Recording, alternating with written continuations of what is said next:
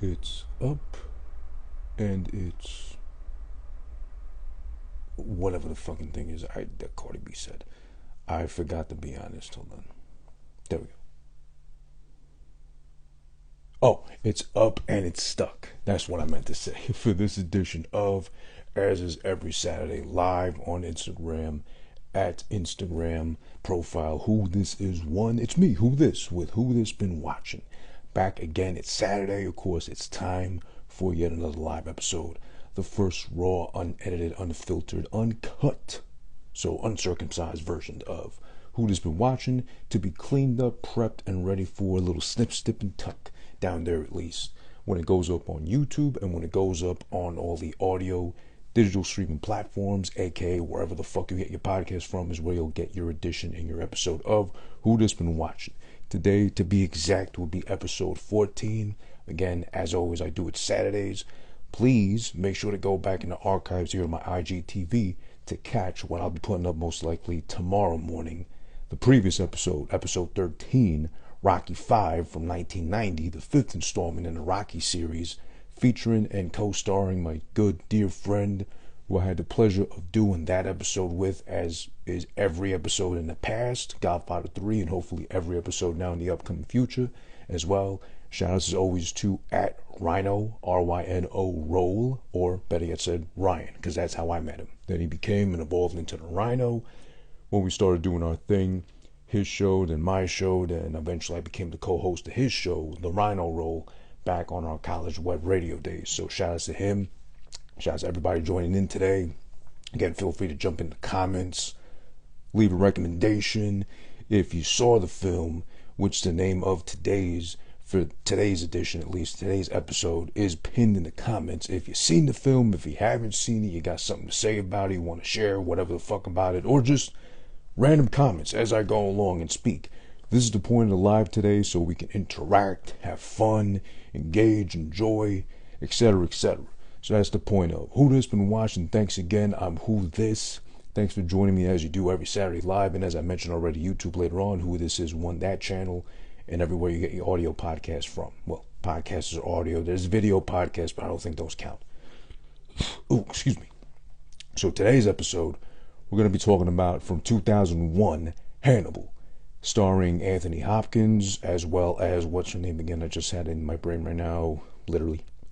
Julianne Moore, and also Gary Oldman, which is barely, I don't think he really played that significant a part in the movie, to be honest, so he's kind of like there and named as part of the cast, but I don't think he would have been worthy of being as, I wouldn't say featured, but as named as he was, because he wasn't really there. I think it might have been one or two scenes, which will get into the whole movie in depth in itself too, of course. So you'll find out where Gary Oldman fits, if anything. I honestly, I can only remember and clearly embrace Gary Oldman as, what's the guy from fucking Batman? Commissioner Gordon, as Commissioner Gordon from the Dark Knight series. He was really good there, so I'm sure, well, this is 2001, we're talking about Hannibal, the movie Hannibal, that's 2001, so of course, I'm sure he's got much more as far as his film history goes, but I clearly only remember him from the Dark Knight trilogy, so forgive me for that, Gary Oldman, don't come at me, don't chastise me for not knowing your long and decorated career, if anything. Shout out to Constance that made us podcast for joining as well. Shout out to you, part of that group in general. Shout out to everybody in that big old podcast group trying to get everybody's numbers up and trying to get everybody, out here, popular, mainstream, hopefully Patreon, move on to the next platform and such, the next level, as they say. Now, before we jump into today's feature and the whole point of today's episode, which is, again, Hannibal from 2001, again, starring Anthony Hopkins, Julianne Moore, and, well, sort of kind of little bit spiced in there, sprinkled on some Salt Bay, Emerald Lagasse shit, Gary Oldman, allegedly. We're going to talk about this thing that affects me as a podcaster, because for those of you that don't know, or if you haven't listened to my old solo podcast I used to do, which was, of course, sliced and probably ate up by Hannibal Lecter or someone close enough to him in the podcast realm, I mean, not literally. I don't condone crime like that, let alone cannibalism. Regarding the podcasting platform, there was big news as far as, well, big news for me primarily because I'm a fan of, and also because he's the first of his kind, at least someone at his stature and platform with that heavy of a name and presence, to actually co-sign and, well, become a part of this platform now. And that's Joe Budden from the Joe Budden podcast. I've known about Joe Budden since way back when, of course, from Pump It Up. Who hasn't? That old hit that still brings him a check every so often, every quarter, I believe he's gladly owned up to. But there is the fact that the Joe Budden podcast has become so wildly successful in beyond the hip-hop realms.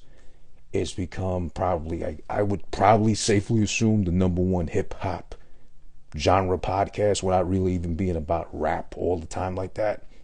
It's more of what brews and simmers in the mind of Joe Budden alongside his co-host Rory and Amal. Shout out to them and Parks, as well as engineer / unofficial third, fourth leg, or whatever the fuck, however many of them there are there. But yeah, shout out to all of them. I've been a fan of his for the longest. Again, as I mentioned, from Pump It Up.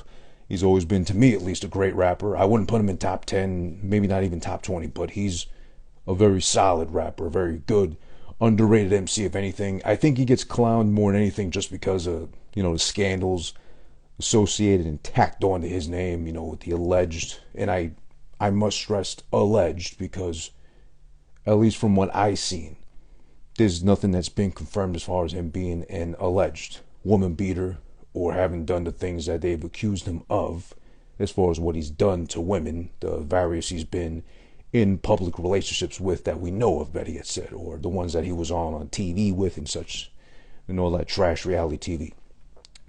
But that aside, he's been popular for his music, and then of course when he delved into the world of podcasting, I mean, yeah, Joe Rogan was already, big time, big name, big dog in the podcasting realm, alongside, Adam Carolla, alongside, Mark Maron, and whoever else was out there that I can't really think of right now that's been doing their thing for the longest time as far as podcasting, or better yet said, the pod fathers. I'd probably give that to Adam Carolla first. Joe Rogan probably, well, no, actually maybe Mark Maron a close second, and then right in there too, trading on and off again, would be Joe Rogan probably, for longevity and for significance to what they've contributed to the podcasting realm by doing their things. All comedians beforehand, but then they wanted to go their own route with podcasting, bit that bullet, took that risk, and it paid off for them, because look at them all now. But yeah, as far as Joe Budden's concerned, when he started doing this podcast, that was big news for me, because he was known forever as a rapper, heralded by a lot of underground heads and real aficionados like that as a great rapper, 1/4 of Slaughterhouse. Yes, scandals attached to him, but when he started his podcast, he was the first big name rapper to do it. So when he started doing it, a lot of other people followed his steps and went down that route as well too. Fast forward to now, 2021, barely 2 months into the year, and we've been already flooded by so many podcasts out there, and it's pretty much like blogs were back in 08, 09, whatever, who didn't have one at some point. Got too saturated, too many. Oh, follow mine, read mine, subscribe to mine and shit too. Everybody's got one too. So it's over congested. It's quality over quantity, which is whatever. I get it. People have been stuck at home for over almost a year now with nothing to do better yet than discover, oh, well, let me try this podcasting thing. Let me try this other thing as a creator. And that's nothing to blame anybody too, but it's a pretty heavily saturated market right now. As of this week, and as a loyal fan, follower, whatever, of the Joe Budden podcast, because I genuinely think he's hilarious on the show, he officially announced that he is signing on to Patreon, or for whatever reason he keeps calling it Patreon. I don't know if that's actually maybe the correct way of saying it, but then again, it's a company, it's a made-up name, so you can kind of pronounce it how you want it. They can only assume or presume they can give it the pronunciation of their preference, because it's a made-up name. Patreon didn't exist before Patreon existed, so pronunciation is subject to however you feel it rolls off your tongue best. It's not like it's someone's last name, which is like already established, a family heirloom name, whatever the fuck. So that way you kind of have, let's say, the right to say, hey, it's not like this, it's like that, or whatever. Besides the point. Signs with Patreon, gets a big position with them too as something creative, quality, some bullshit, I don't know, some fancy schmancy title. Because of course they signed on Joe Budden's a big deal. Before then was Spotify, so they gave him another title over there too. And before that, or while that was going on, they gave him something that Revolt over with P. Diddy and all that. Another, whatever fucking made up title. Point is, now, with the point of Patreon is, it's great for people like us, podcasters alike, anybody out there does the same thing as I do. If you're creative, obviously, you're not just doing this solely, or at least not for now, for the money, or for the sake of reaping the benefits of podcasting. I do it genuinely because I feel like for me, to be put as blunt and as honestly as possible, it's like a weekly therapy session for me. To get all the shit that's brewing in my head and just simmering on my chest, and I'm ready to just fucking virtually, audio, digitally wise, dump it out there and put it out there. It just so happens enough people do find it funny, entertaining, comedic, etc., etc. So with that, I build an audience. I don't even really like calling them audience. I like to call them people that fuck with me. Followers, I guess you can say, to a lesser extent, but more politely, I like to say people that enjoy my show or whatever I do, be it this or whatever else I might delve in eventually, hopefully soon enough. But it's not about the money now, because if it's all about the money now, I'm going to stay at this level, close to nothing. I want to evolve, I want to grow, I want to get better. I want to be able to mature and actually contribute to mankind. At least somebody finds this as a, means of escape from the work week, from a hectic domestic life, whatever the fuck else you might be running away from, because, we all need to escape some way, somehow. I use the gym during the week, and in the weekends I do the podcasting thing as well too. So that's me. But the point is, Patreon's excellent because you can set tiers as far as what you want, if you want to pay to listen to extra episodes, exclusive episodes, live streams, extra skits, bits, whatever bullshit, besides the free content you get weekly or however regularly they put it out. So now that Joe Budden signed on to Patreon, Patreon has that platform where now if you want extra stuff besides now currently the 2 episodes you get per week from him, you get to pay a certain tier to get apparently more episodes, exclusive content. Discord now is the big thing. A private little chat where you interact with the creator, the host, whatever the fuck. It all sounds fine and dandy, and it all makes sense for him because, well, he's already rich. He's already got deals going on. The music front, I doubt he's going to jump back into that because there's apparently not as much money. It's not as lucrative as it used to be for him when he was actually doing his thing. But at least with Patreon now, I find it myself. Shout outs to All I Do Is Mix, speaking of creators, and someone you should follow on here. IG is All I Do Is Mix on Instagram. Follow him on Twitter. I am Mix24. As well as on YouTube, I am Mix, for great political views. However, in whichever way you lean, just like your cock, left to right, up and down, north, south, depending on what side of the bed you wake up from, follow that man right there. All I Do Is Mix. Shout outs to him always, and I'm looking forward to having him on the program again soon. Be it this or, actually here, who just been watching, if anything. Shout outs to you, bro.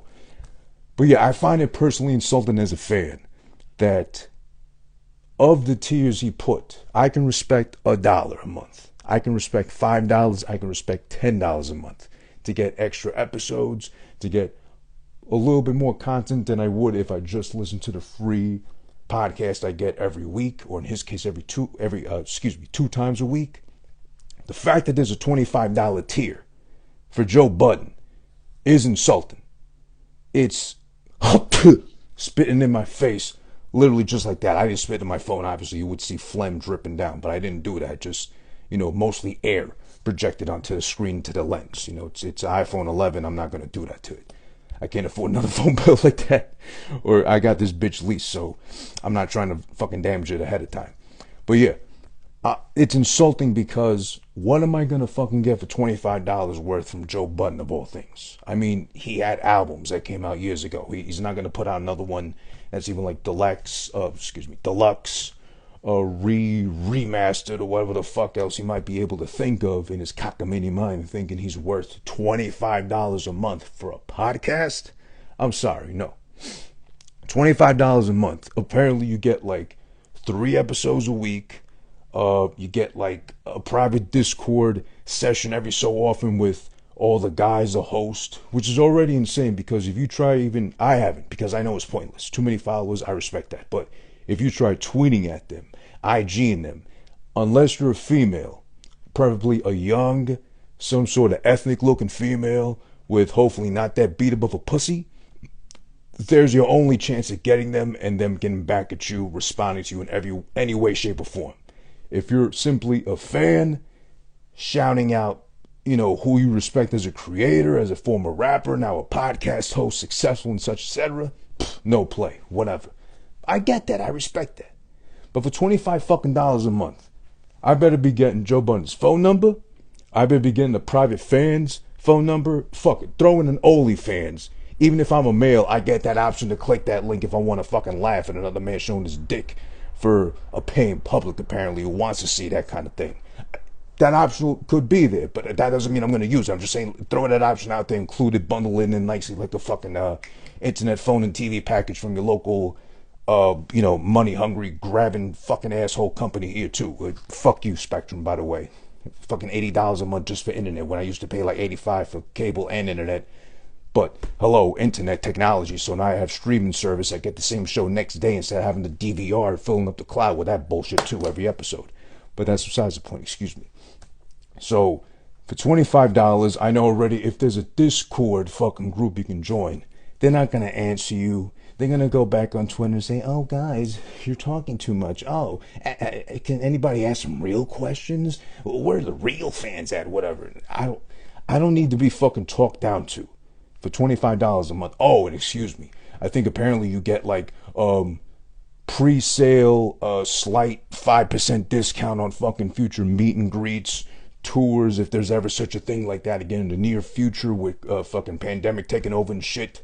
I don't have a mask on, excuse me, because I'm at home, so I respect my privacy. I know my health is my wealth, so I'm good here. But if it's little bullshit like that you're getting for $25 a month, and you follow me, or you're a friend of mine's here, real life, wherever the fuck, or in your minds, unfriend me right now. There's no fucking way I'm paying $25 for Joe Budden. There's no way I'm paying $25 a month for Howard Stern, and I'm a Howard Stern fanatic. That's the man that inspired me to go into even wanting to do this radio, podcasting, hosting thing, whatever. I interned for him.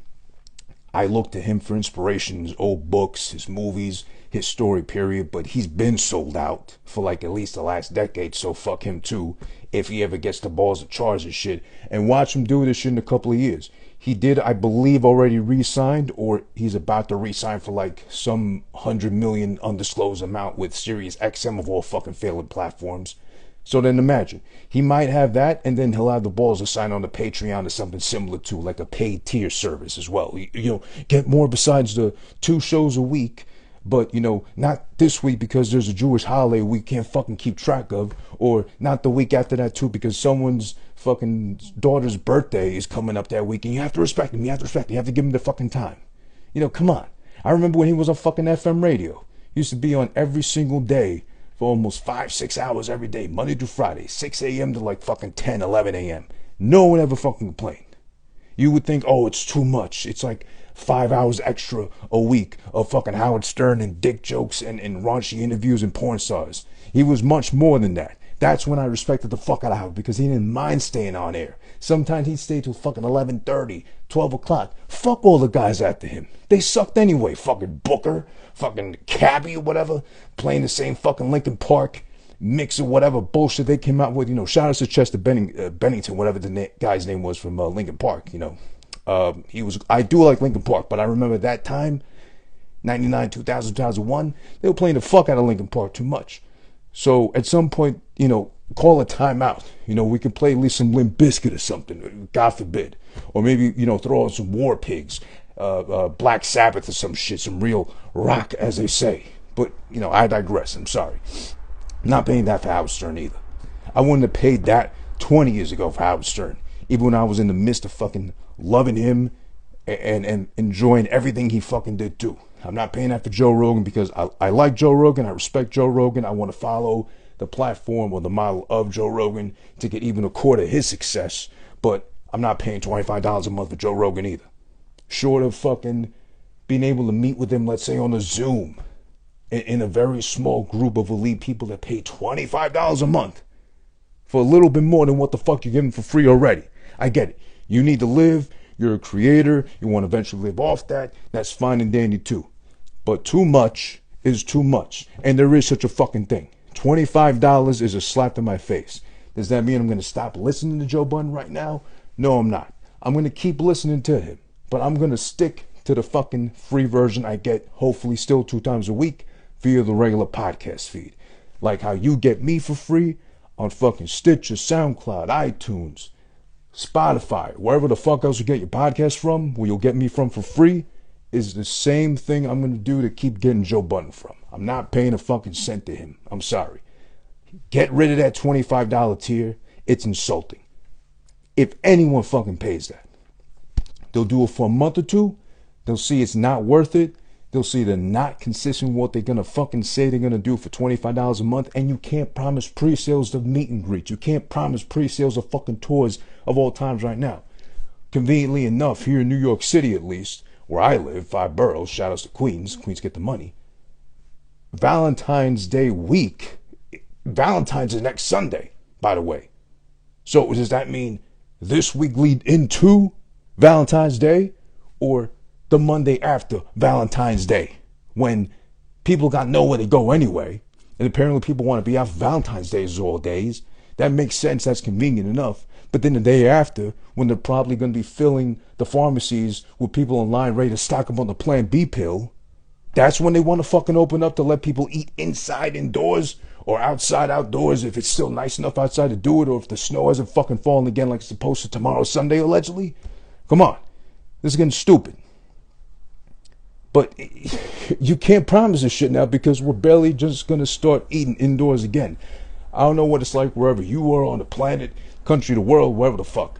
But right now, here at least, it's inconvenient to do so, to plan, because you're going to be scheduling again for, let's say, the summer, and then let's come fast forward to summer. Summer's, nothing's going on either.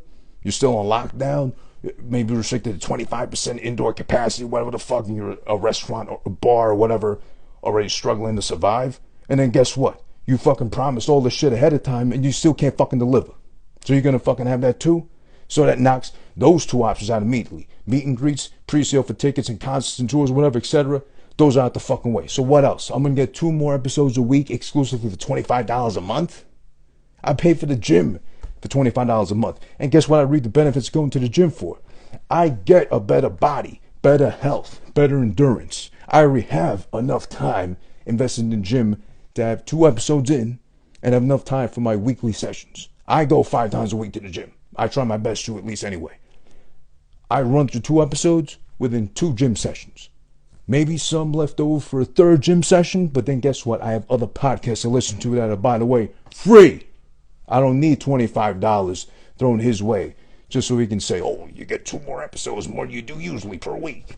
And then maybe, just maybe, we'll be on the Discord private session every once in a while so you can say, hey, and we'll say nothing back to you if you're a fucking plain Jane fan. Unless you're a fucking IG vixen, you got tits the size of watermelons, and you happen to be Dominican, that's the only time he's going to pay attention to you. And then the other ones too is going to do the same thing. But that's that. That's the Patreon thing. I respect the move. It's still doing business. It's not so convenient for him, at least, to spew out, hey, I'm a creator, I'm independent. No, I thought he was going to go fully independent or just start straight pushing the shit out himself, which he has the audience, the reach and the grab to do so, and that people follow him as far as whatever he does. They'll follow, they'll go to him. This is all right. I respect it. I do. But get rid of that $25 tier. That's an insult. I'm not fucking paying no $25. In this case, I'm not paying a rent fucking penny for Joe Budden at all. That's it on that part. Now, forgive me for that. I did have to get that off my chest because I just felt it was grossly unfair to do to those who've been listening regularly from day one. I remember listening to him from when he was on Juan Ep, the old Juan Ep podcast. Juan Epstein, shout out to Peter Rosenberg and Cypher Sounds, by the way. When they were still doing their thing back when years ago. Inside joke. As far as a fan of the show is concerned. When he got the idea proposed to him by Peter Rosenberg to do his own podcast, Joe Budden, I mean, he liked the idea. He started doing it. I remember clearly the first maybe 10, 15 episodes, Peter Rosenberg was producing those episodes as far as like guiding him, engineering, EQing, mixing, whatever the fuck probably. And then he just dumps him. Joe Budden, he just dumps him. I don't know if they had a falling out or whatever. But side note too, if I'm Peter Rosenberg, I propose the idea to Joe Budden to do the Joe Budden podcast, a former hip-hop star with or presumably he was a one-hit wonder to an extent. He's had other stuff afterwards too, but Pump It Up is like, Fast and Furious played it, so of course it's a fucking hit.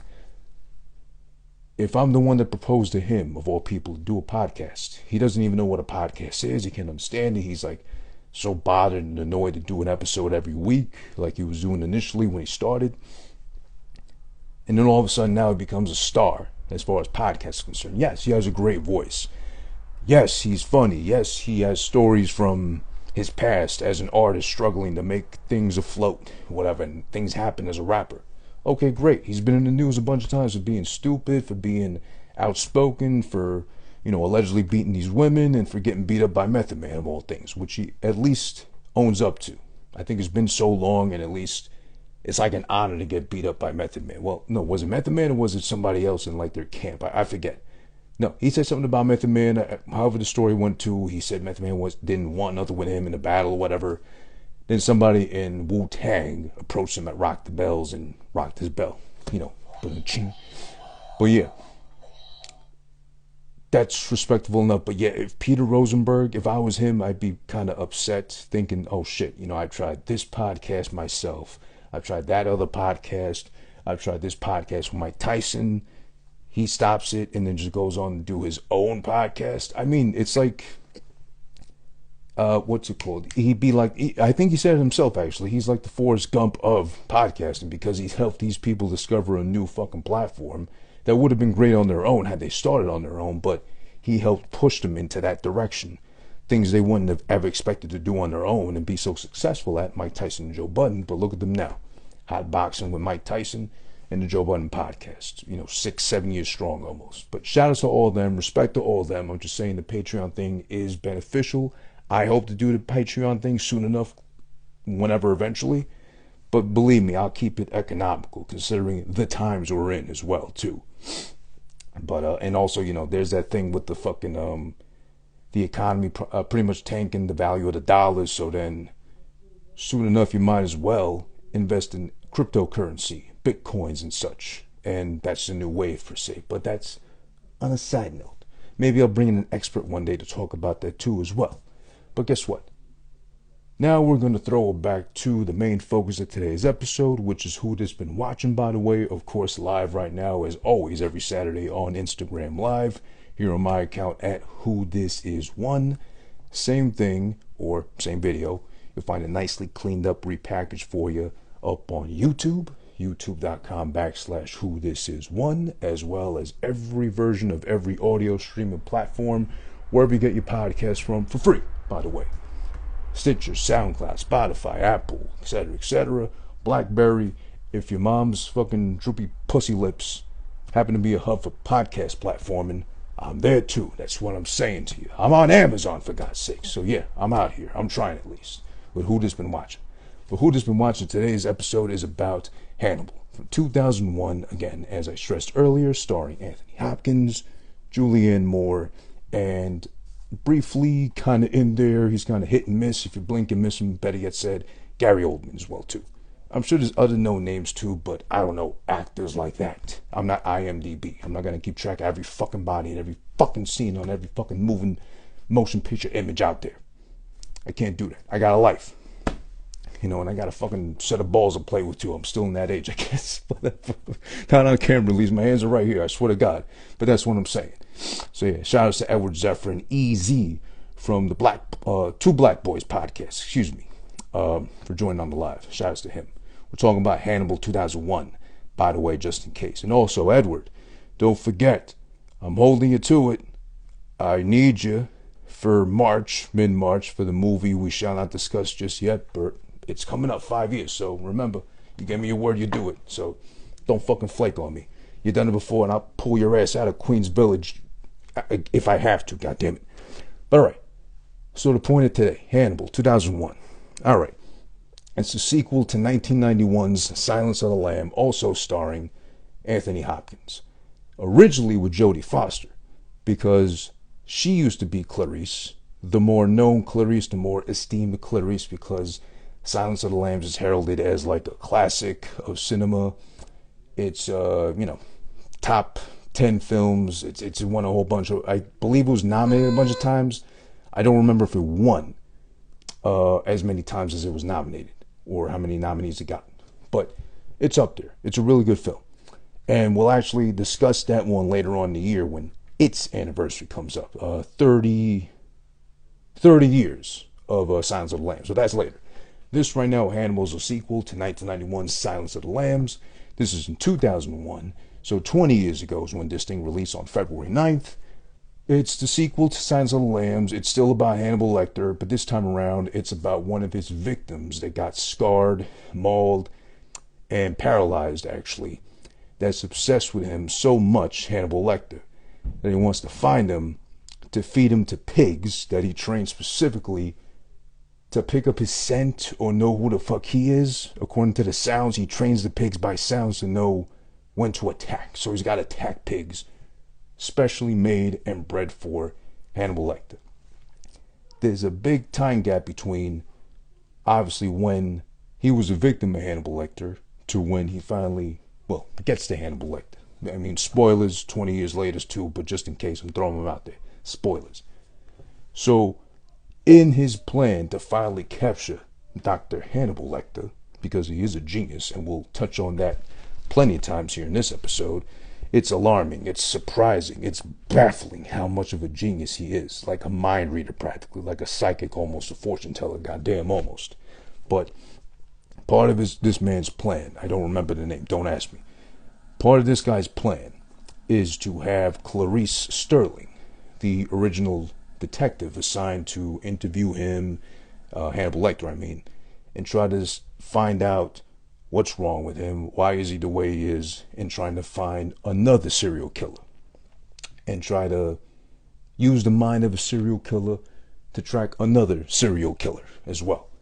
So he works his way because he's a rich pedophile, of all things, and it's known he's a pedophile or something, or I didn't get that part too clear. So he's a rich, very rich, influential man who happens to be a pedophile that has this, of course, vendetta against Dr. Lecter so much that he wants to catch him and torture him and feed him to the pigs, like his intent was with him as a victim, by having Sterling, Clarice, be involved again to lure him out of hiding, Dr. Lecter, because he went hiding, he went to Europe and to go be fancy-pantsy with his fucking wines and blocks of cheese and shit.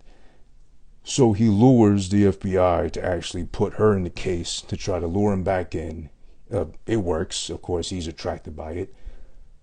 From there, it's where it gets a little convoluted because, it's a game of cat and mouse. He always knows where she is. He's always one step ahead of everybody. Hannibal Lecter, of course. To make the story less long, he does get confronted by the guy that wants to hunt him down and feed him to his pigs, special attack pigs. Those are hard to come by, hard to even fan them like that, but okay. They must stink like shit.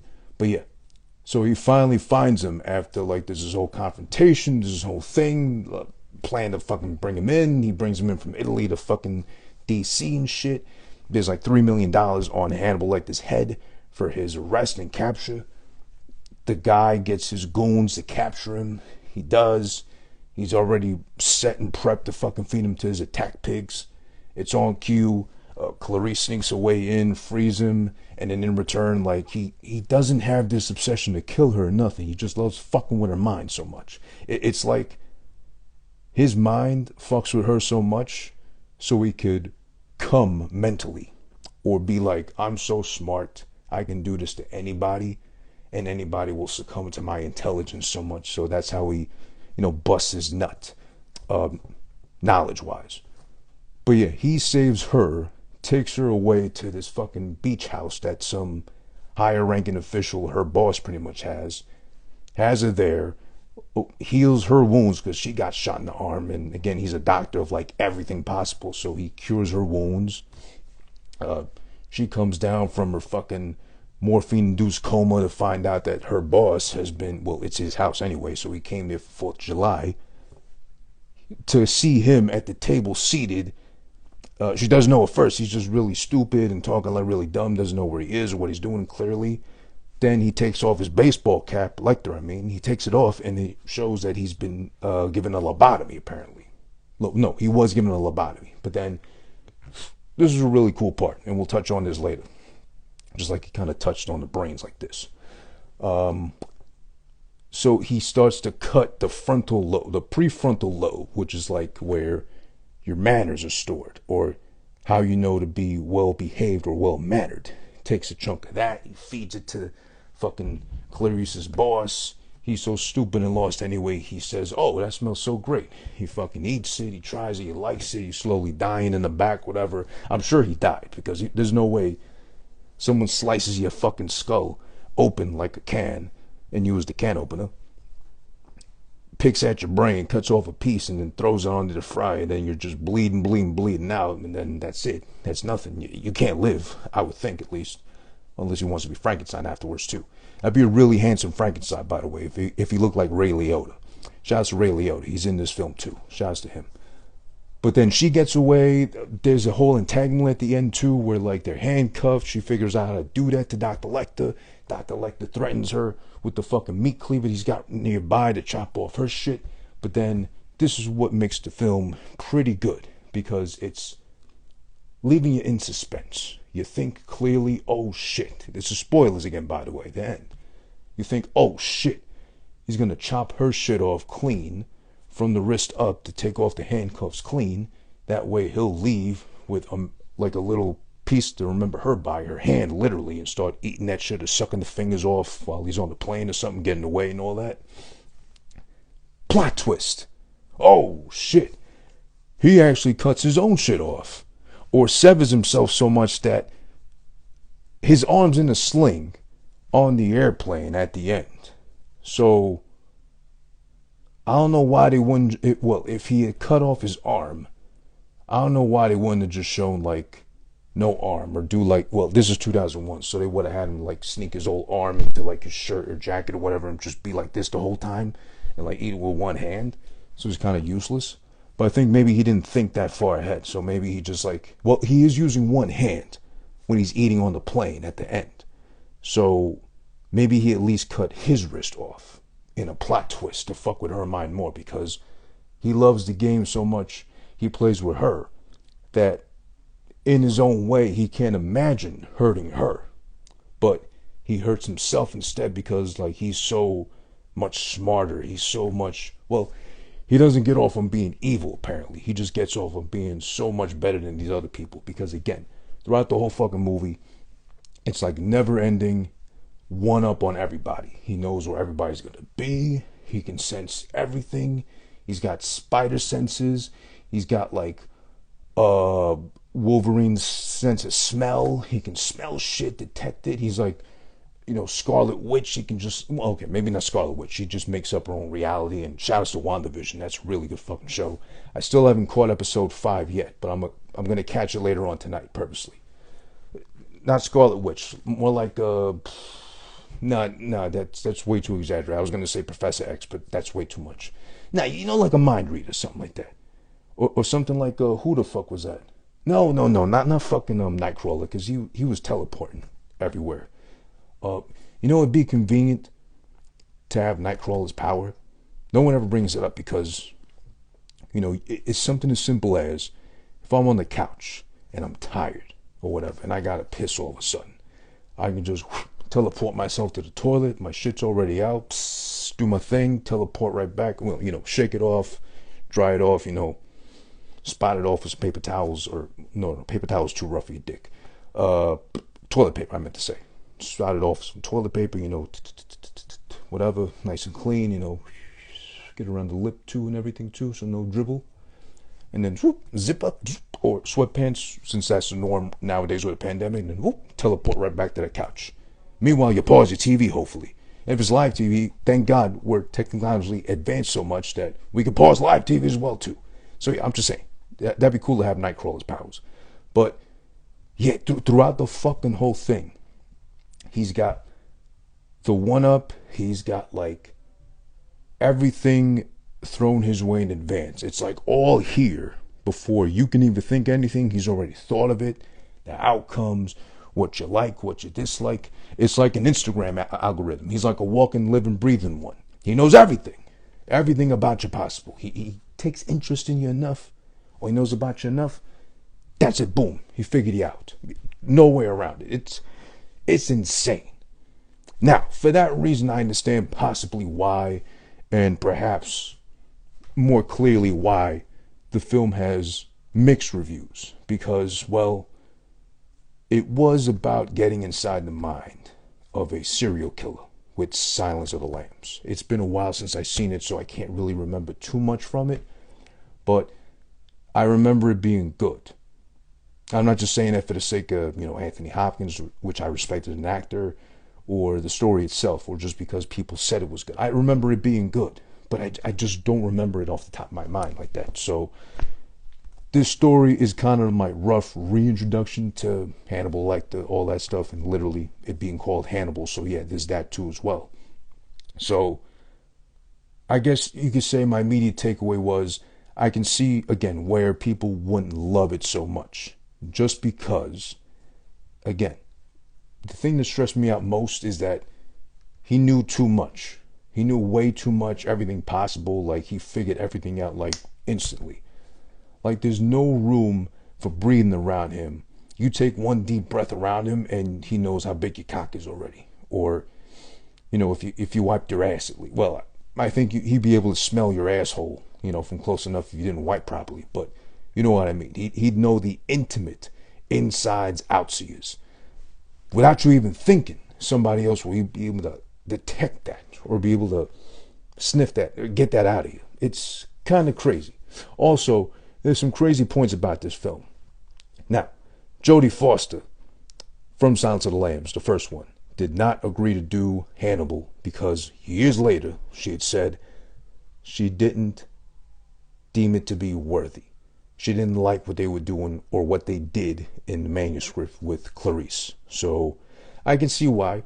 She's really cold, of course. She's bitter. She's very stern. She's not a cunt, but she's cunty. And I get it, you know, she's after, you know, a serial killer.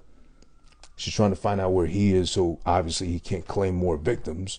And she's with the FBI. I can't imagine anybody who works for the FBI being a nice, mellow, unstressed person. I would think, if anything, they're more on edge than anybody, or at least way too stern. So it'd be like the last episode I mentioned. I believe that was, episode before last.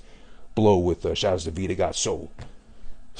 One of my worst nightmares would have always been growing up having a military parent, which thank God I didn't, because it's not like I'm looking to disrespect or be a rebel or anything like that or cause trouble or raise a ruckus. It's more of I can't compete with someone that headstrong who just wants their way or no way. So that'd be a nightmare in that too. I would think, of course, again, what I'm saying is a military parent would be really fucking tough to deal with, especially if you're like not so much free-willed like me. I'm not that either.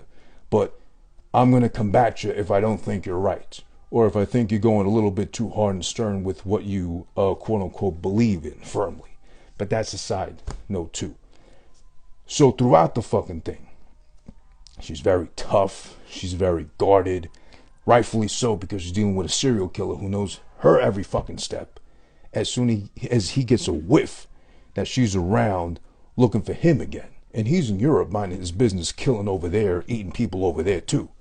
But, because she wants him, and obviously he's on the FBI's most wanted list, why not hunt him down and try to put an end to him, even if it's like so far removed from the first movie, Silence of the Lambs. Shout outs to Terp Sauce Torres V3 for joining the live. Appreciate you, and hello to you, or hello, better yet said. I almost feel like looking at this hat right now of all episodes today. It feels like something Hannibal Lecter scalped off the head of a dog. And I was able to just snatch it off from him, run away quick enough, and well, here I am now being a dummy. Kind of. A little bit at least. But it's alright. It's just about being silly. So yeah. So she's stern. She's very guarded. Movie starts off with a scene I found really intriguing and interesting. It was a lot of... It threw me off a little bit too. Because she's really stern. She's really like fucking just... tunnel vision. That's all she's all about. Her job. I get it. I respect it, I guess. But the first thing that starts the movie off is the fact that she's in a shootout, of all places, at a fish market, somewhere in New England. I forget exactly where they said, but somewhere in New England. I think I don't want to say Maine, but maybe Maine. Somewhere at a fish market. So at the fish market, she sets up a drug raid to capture this one lady, drug dealer, kingpin lady, whatever the fuck. But it's odd because they mention, and they clearly indicate, she's armed and dangerous, as I'm assuming they are going to be if they're wanted by the FBI of all things. But she adds, she has AIDS. In shorter terms, be careful, because if you shoot that bitch and blood splurts out, you might catch it. If you got your mouth wide open and gasping because you shot somebody, whatever. Allegedly, I don't know how you get AIDS like that, but I don't think you do. But they pin her down. They find the lady. Well, she gives directive because she has a baby in like this whatever fucking cradle thing, the thing you like put straps on your back and your chest. You hold the baby without having to hold the baby like that. The drug dealer lady has it. So then Clarice calls it off. She doesn't want to do it because she sees the baby. But meanwhile, of course, as a drug dealer would, even if they have kids around, because we knew from the crack era and all that stuff, we've seen the shit on the news, it happens. She's got a MAC-10, like a whole fucking big gat, tucked underneath the baby. Well, it's her chest, the gun, and then the baby on top to kind of cover everything, or at least give the guard off that, hey, I got a baby, don't fucking shoot me. Or don't be an asshole. Even if I'm a fucking dirty scumbag, I got a baby. Be careful, don't shoot me, or you can't shoot me right now. But she takes the shot anyway. Only after, Clarice takes the shot only after, of course, she pulls out the whole toolie, blasts her, catches her in the side, but she's got, the bulletproof vesting. So when she hits the other fucking drug dealer bitch in the shoulder of all places, which is at fucking head height with the baby, so when she blasts her in the shoulder cap, instead of, I don't know why she didn't go for the kill in the head, shoots in the shoulder, AIDS blood, because they made it clear the lady had AIDS. AIDS blood spills all over the baby. Here's the part that really got me going, because it's like, okay, no disrespect to anybody out there who might be listening or watching, knows of somebody or who has AIDS. I'm not disrespecting you in any way. But this is, of course, movie logic. This is 2001. People are still, for a lack of better terms, scared and fearful of AIDS. So when she gets shot in the shoulder, apparently there's a lot of shoulder being packed in the shoulder cap. Right here. Shoulder cap? Whatever you call it. Shoulder right here. She gets blasted. It sprays out of her. Sort of like that little effect I gave you right now. It sprays the baby's face full of AIDS blood. So her initial reaction is to run to the child. Clarice, I mean. She runs to the baby. Snatches the baby out the arms of the dead drug dealer lady, because she gets shot up anyway, too. Dead. Picks her up. Picks the baby up. Well, I can't assume the gender of the baby. I couldn't really tell, boy or girl, whatever. Takes the baby. Somehow conveniently. Well, okay, it is a fish market, so there's a hose nearby. Grabs the hose. Grabs the baby and sprays the baby down with fucking hose water. Like, at extremely close contact. Because don't they always tell you not to even breathe too hard near the babies, or like sneeze, God forbid, be sick around the babies because they're too weak to take that on? I would think one of the things a doctor would have to recommend to you, without having to think, unfortunately, to recommend to you, is please don't hose down your baby with any nearby fucking water hoses you find, because you might kill the baby, give the baby pneumonia or whatever. Because I'm sure the hose water there isn't regulated or warm or nothing. It's going to be cold. It's a fucking fish market. Fish come from the sea. You try to preserve the fish for as long as possible. You put them on fucking ice. You got to spray them down clean with cold water. So, of course, that baby got blasted. Probably got pneumonia and died anyway. But then, who cares? Because the drug dealer, of course, unfortunately, was a black lady. She had AIDS, and on top of that, the baby's black. So then probably thought, good riddance, whatever. Racism. I'm not here trying to be Black Lives Matter, anything like that, too. But let's be real. It's 2001. People were still scared of AIDS at that time. At least, whatever. But yeah, that part kind of threw me off, because hoses are meant for, like, dirty dogs. We love dogs. I respect dogs. I'm a big dog enthusiast. But I would hose down a dirty dog if he started rolling around in mud. But then, of course, I'm not going to, keep it right. I'm going to blast him right in the face or nothing. I'm going to, like, hopefully put it in, like, a tub of water or something. Or if it's a big dog, I can kind of take it if it's, like, got a hairy coat, whatever. But you know what I mean. But that threw me off a little bit. Like I mentioned earlier, Ray Liotta is in the film as her boss, Clarice's boss, trying to keep her on the straight and narrow. Apparently they had a thing. I didn't know until I watched it again. I didn't even pay attention that this role was played by Liotta, only because the original guy that played this boss of Clarice's, I don't know the ranking or nothing, that guy died in real life. So RIP to him. Ray Liotta came in and stepped in. Like I mentioned on the Blow episode I did with Vita Got Soul, episode 12, Ray Liotta, to me, in my opinion, is always a pleasant surprise, because he's a good actor. I believe not as heralded as he should be. I mean, he's straightforward. He's not like trying to be Al Pacino. He's not trying to reinvent acting every time he's on the screen. But he's got some good shit underneath his fucking belt, in his repertoire. And I respect him for what he does, at least. He keeps it, short and simple. He gives his performance, but it's always at least good, as best as Ray Liotta can deliver. And he's never given nothing hard, I'd consider at least two. But it was pleasant to see that he hasn't been in too much, but at least when he pops up, it's like, oh shit, Ray Liotta. Hey, fucking, whatever his name was from Goodfellas. I'm so bad with names in fucking real life, let alone movies. Don't expect me to remember nobody's name like that. I'm sorry. But yeah, he was a pleasant surprise. And he does at one point, makes it clear that they tried to have a thing, or most likely as her boss, he tried to have a thing with her, but she passed on him, whatever, so he still checks her out, looks her up and down too.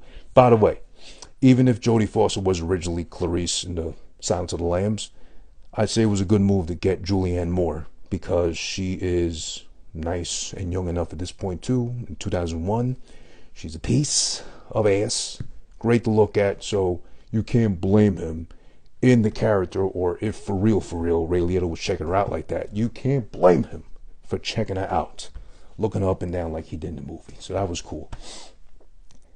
Here's a part that did bother me a lot, about not so much like, oh, I want to turn this thing off and forget it ever exists and try to get it canceled 20 years later after it's been out in theaters. No, because there was already apparently enough discomfort with it being, according to the, I believe, writers of the original novel, Hannibal and whatever the names of the other things were. I don't know if one of them was named Silence of the Lambs. But I think Hannibal was the first book, and then they turned that into Manhunter, some other shit. It kind of like twists and turns a lot. But basically, they had a problem with the gore, the amount of in this movie back when in '01, which it isn't a lot. It's not like a horror movie intentionally becomes gory or in your face like that. The gore that is here in the movie it works to its favor. It makes it hit that much more. It hits different, and it hits a lot more different because there's a lot of it. At least towards the end, almost at the end, with the lobotomy, like popping his brain open like a can of fruits, scene, Ray Liotta and Anthony Hopkins. That was legit gory, and as gory as you can imagine. But at least for the budget, I think they had a pretty big one, something like 50 plus, 60 plus million for it. That's a really good looking brain they had going on there too. He's like fully functioning, well, stupidly functioning, but he's functioning, Ray Liotta, with his fucking skull all exposed and brain being poked at and prodded with too. And he's cutting into the fucking protective sac, which I didn't know brains had that, but okay. I'm not here to be a brain surgeon anyway, so I didn't know that. Cuts into the sack, cuts a little piece off and throws it on the frying pan in front of him. And I love that part because Ray Liotta's already so stupid. I mean, the character at least. He's already so stupid, and when he smells the shit burning or cooking on the pan, his immediate reaction as a dummy after the lobotomy is, hey, that smells really good. Not even thinking to look up. Well, he can't look up at his brain, but realizing that's a chunk of his brain that was thrown on the fucking pan, getting fried up for him, and getting fat back to him. It looked like a convincing brain, but I'm sure they got that from an animal of any sorts that just made it look similar enough to, what I guess a brain in our head would look like. That was cool. That was funny at least. But again, the part that did bother me a lot is, and I can't stress a lot because it wasn't like a lot. I want to turn it off again.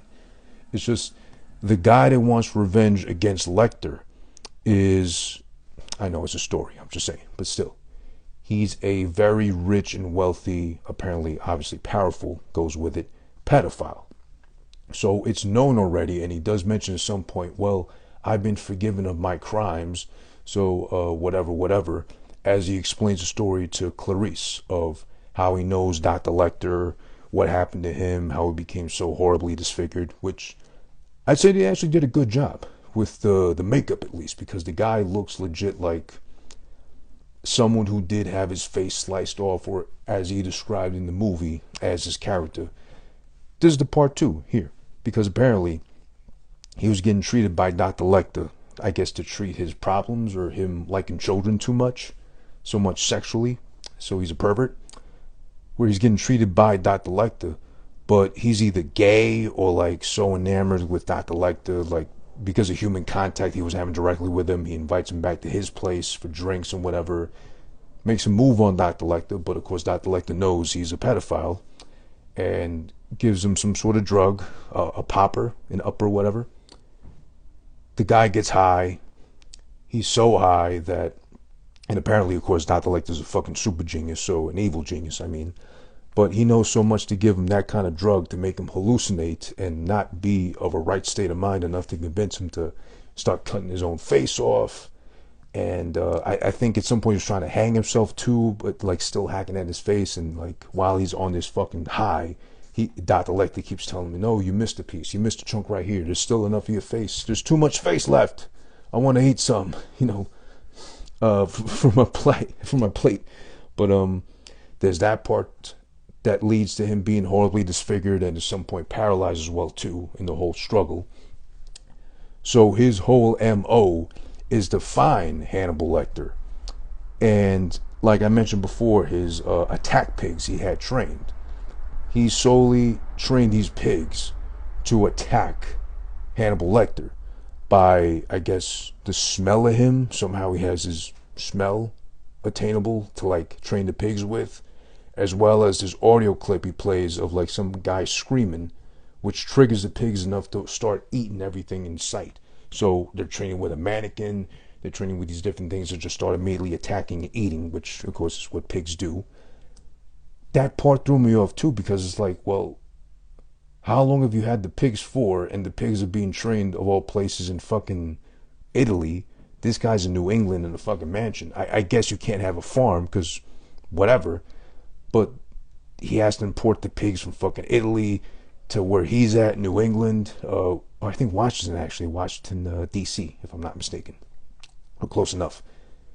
So that when he's ready, and after he had captured, Dr. Lecter, the pigs are ready on standby, to call him and that's sweet, whatever the fucking sound pigs makes.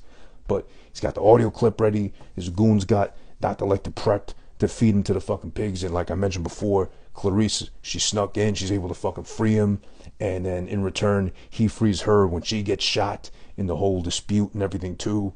So then just in time, before the pigs can attack him, the pigs go around him and start eating the goons, eating them alive. And I didn't know fucking pigs attack like this, but I guess they're Italian pigs. So they're probably more aggressive because of that. Or they're probably as aggressive as an Italian here would be in New York if you tell them it's mozzarella, not mozzarella, or whatever. If they speak any of, or even a little bit of Italian, and you correct them like that, they probably come at you like, whatever. You know what I'm saying? But yeah, The attack pigs seem like way too much effort, because you gotta pay to feed the pigs. Pigs eat like pigs nonstop. They'll eat their own shit anyway too. So then, obviously, they're not made to eat. They're made to solely attack, which seems like a waste, because pigs seem like they don't do much. They just roll in mud, roll in their own shit, eat. That's about as, I guess, comfy as you can get while being disgusting as well. But pigs are going to be pigs. Pigs are going to pig. So now these guys are special Italian attack pigs. It's like getting a Ferrari just for the sake of having a fast car. I get it too, but then like the allure is what? They're Italian, they're going to attack you? But okay.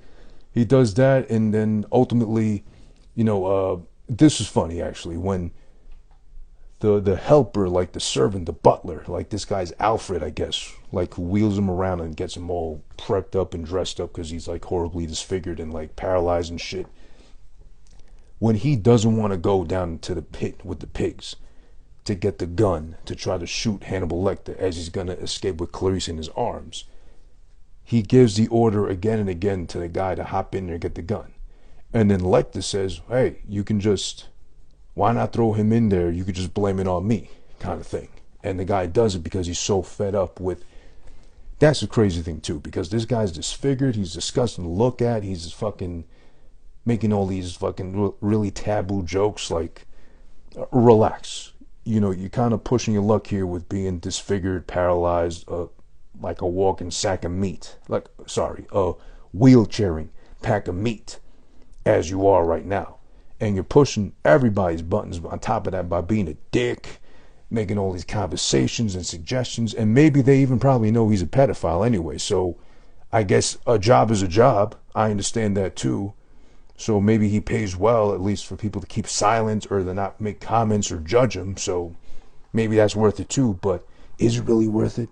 I hope he's paying him, or I hope he did pay them well enough. He was dead, obviously, afterwards when he got eaten up by the pigs, that they kept his silence. But then enough's enough at some point too. So of all things, he's giving you orders to go into the pig pit, not get eaten by the pigs, pick up a gun and kill somebody on top of that, where he's screaming at him, you're an accomplice, you're in on this too, whatever. It was like, well, no, I'm not. I'm only doing this because you paid me to fucking do some of the shit you paid me to do, but I'm not going to be a criminal. I'm not going to murder just because you paid me a regular fucking every 2 weeks direct deposit or something. No, come on. So that was a rough ending to that guy too, but then I guess he got what he deserved. Even though Lecter, of course, he's a fucking serial killer, he's a cannibal, he's eating people out of here too with fava beans and all that shit. I don't think he deserved that either. The same eye for an eye treatment, I guess, as this guy saw worthy. But then, of course, he ends up like he ends up. Again, Hannibal's a fucking genius in all case scenarios, so he knows what to say to the guy to trigger him, enough to convince him to push his boss instead of even trying to go after or fan the thought of going after Lecter, the actual serial killer. But then again, serial killer known to eat people and his victims, at least get away with it too, versus a pedophile. It's kind of an uneven ass scale, I'd say. So I guess in this case, well, you ate people, but this guy likes touching kids and doing things he shouldn't be doing to kids, period. And often. And is rich and tries to flaunt that for the sake of, well, I did it, but I get away with it because I'm paid, bitch. Whatever. So I get that too, that kind of morality battle. There's the whole part too where in Italy, where he's hiding, or where he's been this whole time too, Dr. Lecter. There's an Italian detective going after him too. He gets greedy because he sees that online there's a $3 million bounty for Dr. Lecter, but he is warned by, I guess it's called Interpol or some fucking foreign affairs thing, whatever, not to do it on his own because he's, besides armed, he's very dangerous and cunning and shit, so don't do it alone. Call the authorities, get some help, get a backup squad. This is more proof of how he's like a super evil genius, this fucking Lecter, because the detective plans this whole thing to have this street goon, a pickpocket, better yet said, convince him to rob. No, he wants him to have this fucking piece of, what do you call it, like silverware or some shit like that too. He needs to get Dr. Lecter's fingerprints on it so he can send it to Sweden or some fucking place. They clear the fucking fingerprints to know it is Lecter. We can go after him so he can claim his money and shit, while everybody else does their job and tries to swarm in on Lecter. The pickpocket does his thing, but it's like the whole scene, it's a build up to, okay, he knows where to signal the pickpocket to be at, where to expect Dr. Lecter to walk by. The pickpocket is following Dr. Lecter.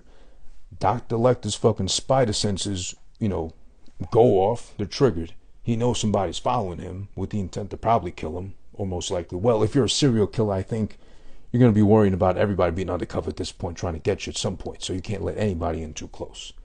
So he's following him through this whole fucking, it looks like a big-ass church in Rome, whatever. He's able to get a clear look at him when they're at a newsstand. He pretends to buy a newspaper, but he's really just to get a clear glimpse of the guy following him.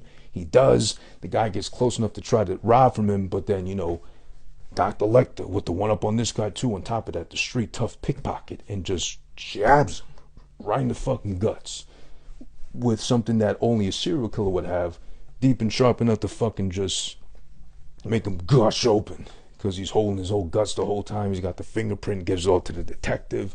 The detective's already proud of himself, but then he sees the guy's fucking dying. And as soon as he drops, it's just like spurting out of him, his fucking guts, and he's dead. So he lost a guy too. Well, he was a criminal, so, it doesn't matter. A criminal for a criminal, I guess, washing his hands off clean. So there's that part. And then eventually he does catch up with him, but then even Clarice calls him on his fucking work phone, his cell phone, to tell him, don't be a dummy. Don't go after him yourself. You're not built like that. Basically, he's rude enough to hang up a flip phone, which is really insulting because they're not like the old phones where you were able to grab them, just slam the receiver down. If they tried, they didn't have spam calls back then, but if it was like a telemarketer or whatever, would you like to save this much money on next month's light bill? And they're like, no, you fuck, bah, whatever. Slam that shit down. It used to feel so good. But even with the flip phones, there was like a slight satisfaction. No, you fuck. Whatever. Slap that shit closed. Does that to her often. Next thing you know, he's killed. And I want to give a shout out to who played the wife of the Italian detective in the film. A lovely little Italian thing called, what was her name? Francesca Neri. Neri. What a piece of ass. And according to Wiki, according to IMDb, she's currently 56, so give or take 20 years from now. Back when, she was 36. Nice. It was Italian women. They age like fine wine, and the fine cheese they herald so much. Maybe that's the secret to it. I don't know. But what a piece of ass. And I seen, no disrespect of course, but what a fine looking woman. What a molto bene looking thing right there. And she's holding up at this age too, so look her up. Francesca Neri. Very good looking woman. So, and then the Italian detective eventually catches up with him, confronts him in the fucking museum he's trying to be a curator for. On the low is another alias he's going under, Dr. Lecter, of course. Catches up with him. Dr. Lecter's already privy to him, duck ties him, hangs him from the side of a fucking museum, church, whatever the fuck that thing is, with his gut split open. It's graphic. It's disgusting. You know what the thing is too with this though? Every time this guy went on the computer, every time Clarice went on the computer too, why did they have to stress the fact that it's 2001, but everybody's got a computer almost at that point? Mostly. Mostly for like AOL, Instant Messenger at that time too, like I'm guilty of too as well. But why is it when they still, at that time, would have computer scenes with people researching shit, you'd have to hear the overly loud whenever they're fucking doing something. Or even if it's off screen with them like doing the thing, you still hear clicking and clacking all over the place like fucking cavemen or something, just discovering how to use a keyboard. It's kind of insulting because at this point in time, again, 2001, a lot of people, surprisingly enough, do have a computer at home, do have a laptop, do have a brain enough to use those things. They're in public schools, for God's sakes. I remember having them in my high school. My high school sucked. Shout out to Long Island City High School. But you know what I'm saying? We don't need to overstress the fact that keyboards were okay, I get it, because keyboards were noisy as fuck. The buttons were extra, like, the buttons sounded like they had arthritis whenever you click or punch down on them, whatever. So of course just to go to fucking like eBay or something, you made that whole scandal, woke up your fucking grandma and shit with it. But that's a side note. I mean, I'm just saying it's out there. It happened. He ends up not getting him, obviously, the Italian detective, because he gets gutted alive. He's greedy. He wants a $3 million for himself. And shout out to his wife. Again, piece of ass. The fact that woman was left as a widow, even if it's a film, that's a crime. No. You don't do that kind of shit. You're never that fucking stupid to think, I'm going to leave this piece of ass to have to think about me. Build a tombstone, visit my grave, hopefully every so often. But then she's so good looking, she's going to get snatched up so easily. And especially she's Italian, and Italy, of course, too. There's going to be some sweet-talking motherfucker down the block ready for her ass. Even if she's in all black and in mourning and shit, too. And ciao bella mia, blah, blah, blah. Whatever the fuck. It's like, oh, yeah. However the Italians laugh. That's more like a Japanese anime girl. Like, whatever. But you know what I'm saying. I mean, there's that whole shit going on, too. I can't stress enough that Dr. Lecter is a fucking genius. He knows where this Italian detective's going to be. He knows the whole plot, knows how to get it out of him, knows where Clarice is going to be the whole time. It's like nothing scares him, and there's nothing that could fucking like even make him worry or scared. I mean, he's a serial killer, as they reveal, like 14, 15 victims already that they know of. They have to clear that too as well, because he might have more. Before we give the rating, I always thought too, and I don't know how you guys feel about this too, to tap into the mind, the psyche, as they say, of a fucking serial killer would be interesting. I mean, there's so many docs, there's so many movies, as is this one, of course, Hannibal and Silence of the Lambs and such too. There's so many of these things to try to tap into the mind of a serial killer. And there's the news stories also too, you know, documentary pieces, all that shit too. But do we really want to delve into those minds? Because it seems like a lot of them, generally, let's say, seem to be, from what I can kind of put together. Your opinion may differ. Feel free to do so in the comments. By the way, this is Who This Been Watching, episode 14, Hannibal, from 2001, starring Anthony Hopkins, Julianne Moore, I won't say Jodie Foster, but fuck her, Julianne Moore, and somewhat, occasionally, sporadically spiced in there, but allegedly still in that movie, Gary Oldman. He's barely in there, trust me. Blinking you miss it. Do we really want to tap into the mind, the psyche of a serial killer? Because it seems like they're mostly so intelligent, geniuses of such a high stature, or such a high IQ number. It seems like they get bored, or they don't want to be deemed normal, or be, I guess, shackled to having to deal with the normal confines of just being, well, I'm this intelligent. It's like they always saying, it seems like he's a type where his brain never shuts off. It's always on. It's always like on fucking overdrive and shit too. I wonder what that part's like. Because maybe is that what drives some of these people to actually do what they do? The horrendous crimes, the multiple amount of horrendous crimes they do and commit and such. I think, who was telling me about that? I want to say my girlfriend was telling me about this one guy in Russia who was like a serial killer that was hunted for years, decades almost. Had like, they lost count how many victims he had, and families included too in its entirety. So eventually he got so bored with no one being able to catch him that he started leaving clues and notes so they'd eventually find him. Because, as he said when he got caught, allegedly, as they say, when he got caught, he said he was bored. He was tired of having to be the only intelligent one to be able to pull all this off, not get caught, and not have anyone even try to deduce it might have been him this whole time. So it was like he gave up just because he was bored. It's been that long, so like, how much more can I kill? How much more satisfying could this possibly be? And then, you know, there's this thing where Hannibal, I guess, seems to be kind of like the guy that, what was that show? Dexter, kind of like Breaking Bad-ish and all that stuff too, where the bad guy tends to do as much as they can crime-wise but they justify, or they, in their minds, they can justify every crime they commit, every murder they commit, and such, because there's evil people in the world, and there's not enough justice being taken against those evil beings, so I might as well step in and do it for you.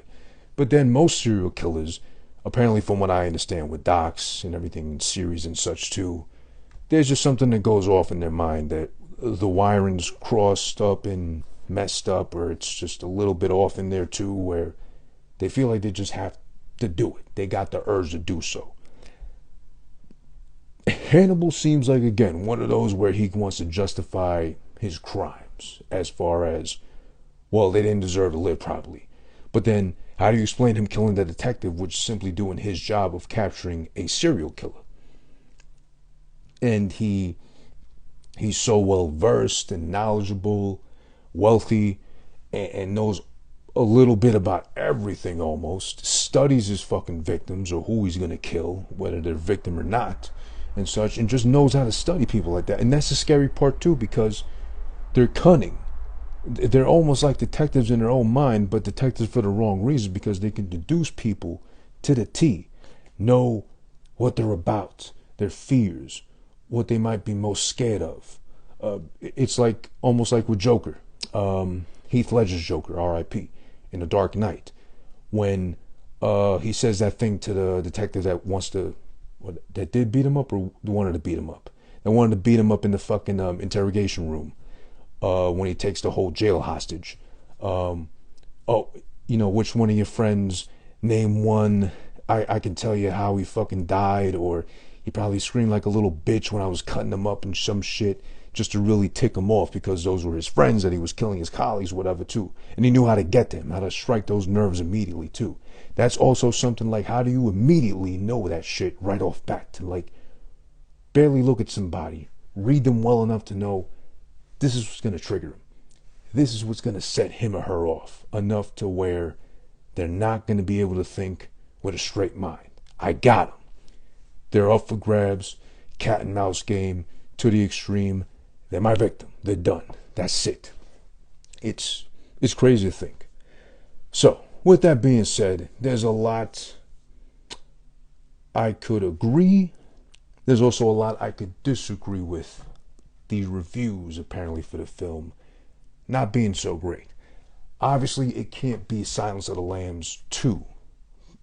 Scene for scene, part for part, whatever, energy for energy too as well. Ooh, excuse me. It's its own thing. I'd say the gore in it is like not so offensive, not so obscene. It's kind of ridiculous actually with the brain. Even though the brain looks convincing as far as like Ray Liotta's head getting split open, whoop, top up, with the brain exposed and all that shit. It looks convincing. I don't enjoy how Hannibal Lecter conveniently knows every fucking thing possible. So much where he makes a clean escape at the end pretty much, because she's thankful to be alive after finally being able to at least handcuff this guy to something and making him presumably either cut his own hand off or most of his arm off to break free, and he gets away free. Because again, she's just so like mind fucked that she's grateful to be alive and to make it out of there safe and sound and whatnot.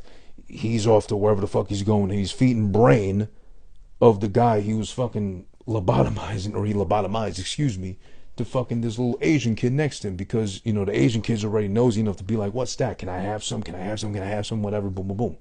But I wouldn't say there's anything to be left desired of this movie. I did see Red Dragon, which came out the year after, which is actually the prequel even to fucking Silence of the Lambs. So I don't remember that, to be honest, so much. I might have been drunk when I saw it, as I did a lot of things apparently in 2002, 2003. I'm sorry, but I don't remember that one. Maybe I'll watch it eventually, but Silence of the Lambs is going to be watched later this year because it's got its 30th anniversary coming up. So whenever that is going to be celebrated is when that episode is going to release and be done. But yeah, who this been watching, Ken? This has been Hannibal 2001. Now, before we go and give this thing a final rating, as I do every episode, thanks again to Wonder Woman 1984.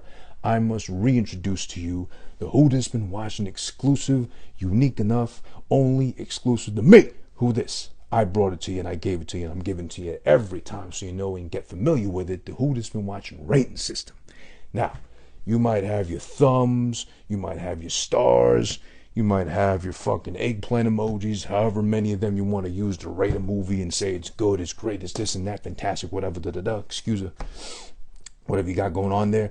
No, I do it differently because we're in real time, we're in modern times. I like to use emojis that are often associated with expressions.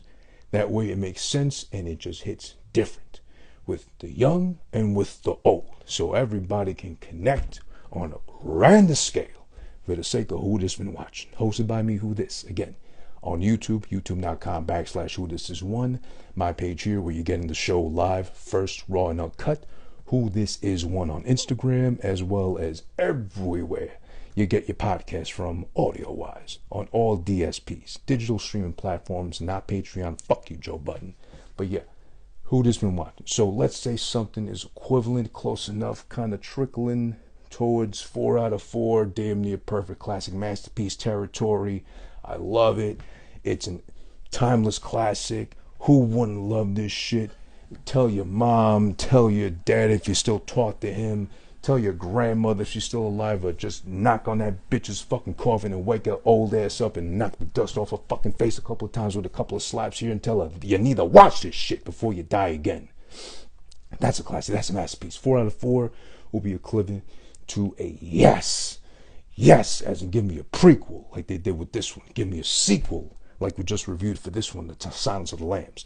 Give me whatever the fuck else you can that's related to this shit right here, because it was fantastic. That's a 4 out of 4. That's a yes on my scale. Not yet. Next, if something's almost a classic, I wouldn't say it's a masterpiece. It's really good though. It's great. It's phenomenal. I love it. I'd recommend it to just about still anybody I can think of as well too. That's within earshot. Anybody I can pull close enough to me to sit down and watch this thing as I watch it again for the 5th, 10th, 15th time, whatever. 3 out of 4 territory. Okay, we're going to go with as in maybe I thought it was going to be okay, but it's a pleasant surprise. Or, you know what? I thought this was only going to be good. This isn't really my genre, but this ended up being really great and fun and entertaining and etc., whatever. 3 out of 4 territory. Now, if we move further down, we got something that's like a 2 stars out of 4 per se, 2 out of 4 score, better yet said. That's going to be a meaning neutral. Meaning it's good, it's not great. I wouldn't say it's bad, it's still good, but it's not like nowhere near classic, and it's not really great, anything like that. It's good. I enjoyed it. I had a good time watching it. You know, maybe once in a blue moon, if it's on TV or something randomly streaming on whatever the fuck, I'll tune in after a certain part, whatever. Okay, we'll go with that. That's O.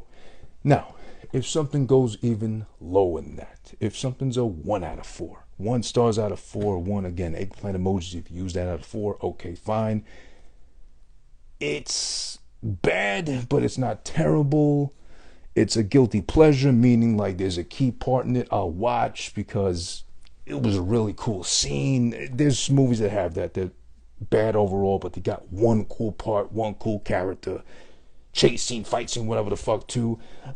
You know, I won't really trash it. I'll say, you know what, maybe for me in private time, no one else can understand it, or I'll make best friends with anybody I find here on this planet that loves it like I do. 1 out of 4 territory. That's a meh. You know, normally it's not going to be deemed good or great or classic, nowhere near it. It's really not that good either, but maybe you enjoy it. It's a guilty pleasure, like I said again. Probably, maybe, sort of, I don't know. Now, there's less than that. Bottom of the barrel. Scraping it. Like, you know, Hannibal Lecter does with his fava beans with a side of fucking random police officer brains scattered around, scrambled, flambéed, whatever, sauteed and all that too. If it's a 0 out of 4. If it's garbage. If it's trash. If it's abysmal. If it should have been aborted had it been a fucking baby in the womb. If it's something that China said was good enough to be made over there, and somebody said, you know what, we did Street Fighter back in 94, but then we'll go shoot a whole nother one, which another version of it that makes no sense, starring Chun-Li of all things in 2010, and bring it stateside and try to pass off as something good that everybody needs to fucking watch and love. That gets a Why? Why would you approve this? As a director, why would you direct it? As an actor, why would you act in it? As a screenwriter, why would you fucking continue writing beyond the first paragraph, which you read back 5, 10, 15 times, however many fucking times you need to proofread it, and you still say, God damn, it still sucks. But I gotta pull through because I got the check already in advance. Oh, fuck. Why? Why would you agree, consent, and or agree in any way, shape, or form to do this thing? Now, with that being cleared up, the rating system has been fully detailed and given to you in as much explicit detail as possible I can give you. The final score I give Hannibal from 2001, again starring Anthony Hopkins, Julianne Moore, and occasionally, allegedly, supposedly, I saw him. I swear to God I was awake and not drunk when I did see him for that little itty bitty bit in the movie, Gary Oldman. I gotta go and give Hannibal 2 out of 4. I dare say that because I understand why it'd be mixed. It's definitely not Silence of the Lambs.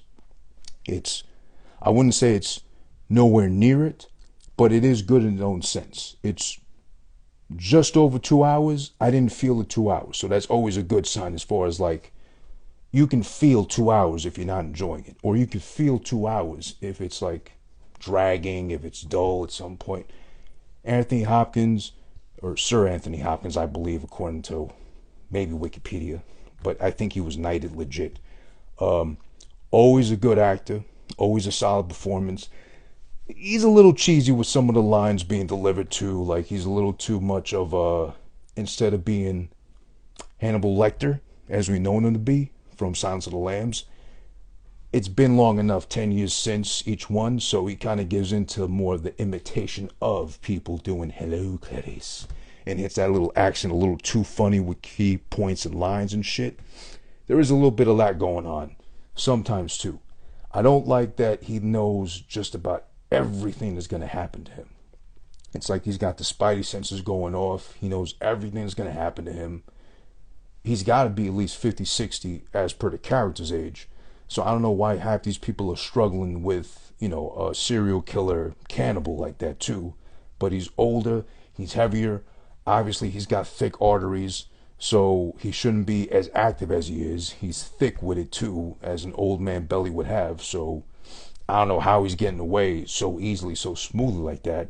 It takes these fucking Italian goons with a couple of fucking taser shots to actually take him down. And, he's supposed to be sick enough where he's getting punched in the face multiple times by the fucking goons, or he's smiling and loving it, or probably getting turned on by it, whatever. But he just knows way too much. He knew way too much. He got off pretty much clean. Okay, maybe less a hand, less a elbow, forearm, shoulder, whatever the fuck too. But he got away with it way too easily. And, he had mercy. He kisses her at one point too to be like, well, I can't kill you because you're like the Batman to my Joker. Like, if you die, I have no purpose of living. So I'm going to keep you around. I'm going to fucking keep you in suspense because you entertain me like that. Basically is what I got from it. Julianne Moore is good. She's still fairly young here, I believe. She's still great to look at. I hate to make it sexist like that, but let's be real also. She's a piece of ass, I guess you could say it. Looks great.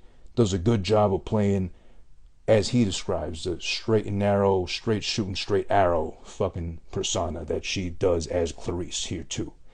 I don't think I miss Jodie Foster so much because I respect Jodie Foster, but I'm not so crazy about her in general. So, pleasant surprise actually. I like that a lot. The story has a lot of plot holes in it as far as like, again, Dr. Lecter knowing way too much in advance, knowing where the fuck people are going to be, what they're going to be doing, what they're up to, deducing them like fucking immediately.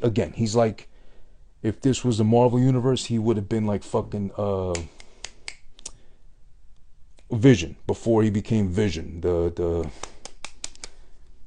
thing, the fucking AI intelligence that Iron Man invented before he became Vision. I forget the fucking name of it too, but whatever. He's like a fucking walking Instagram algorithm. He knows what to fucking cater to you immediately to fucking know him better, understand you and shit, and knows what kind of fucking socks to advertise to you and shit. They know so much. But yeah. Other than that, Ray Liotta was a pleasant surprise. I always enjoy him. I'm guilty of that. pause. It's a very good looking man. Would have made a very good looking Frankenstein had he lived after the lobotomy. I'll presume he died, so whatever. You're not gonna live, I think, with your brain being exposed like that.